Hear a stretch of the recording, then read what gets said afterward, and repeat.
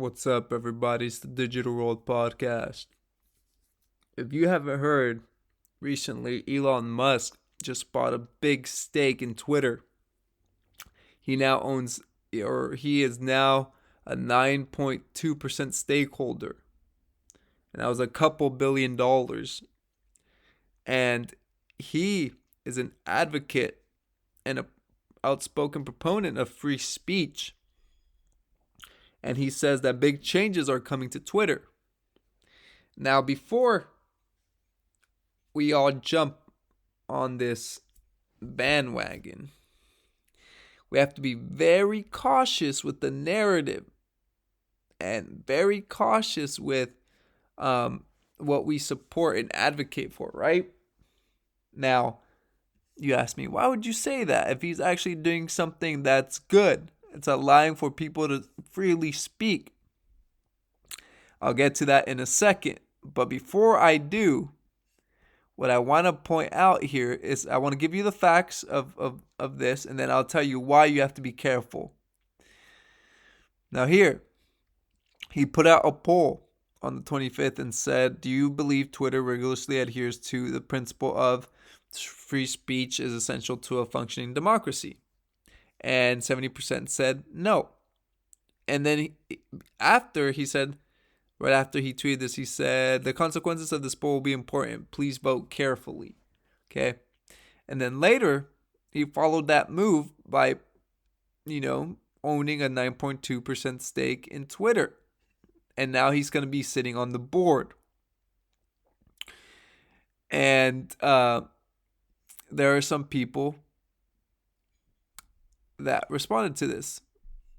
It said Sawyer, I don't know who these people are, by the way. The newest member of Twitter's board of directors once went on Twitterland and called the U.S. Senator Karen because she suggested he, the richest man in the world, should pay income taxes. And he paid $0 in income taxes last year.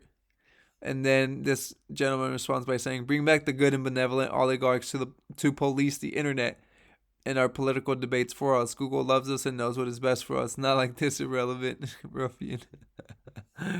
Man, people are hilarious.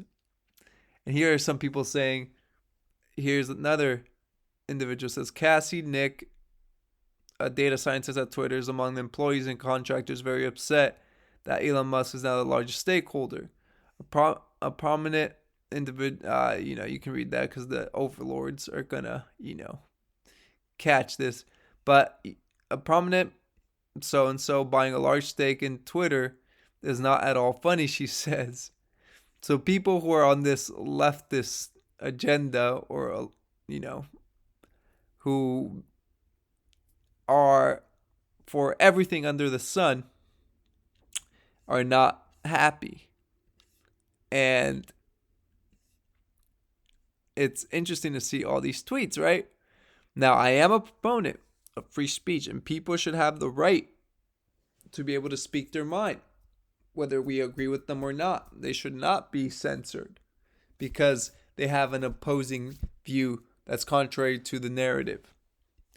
But the reason I say to be careful and watchful and not fall for every narrative out there, whether it may seem good, right? You have to vet it. You have to be aware of many factors that may be involved. Now, this is why I make this point. Elon Musk was a World Economic Forum Young Global Leader. And here in this article from 2008, Bloomberg says there are other young global leaders from the past who are in the social network. Sergey Brin, founders of Google, Crown Prince Haakon of Norway, etc., etc. Okay? So, don't forget that a lot of these young global leaders are spread out everywhere around the world as politicians, as businessmen.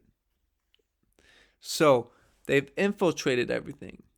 And you can't get rid of the fact that he was a World Economic Forum young global leader. It's very important to note. So, while free speech is very important and something that we should preserve, right?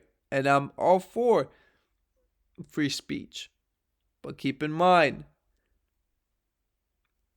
that the roots of where these people come from play a major role. So we'll see how this pans out. But nevertheless, I think I should make you guys aware of that. All right. Thank you for watching. Like and subscribe to the channel. This is the Digital World Podcast, and I'll see you in the next episode.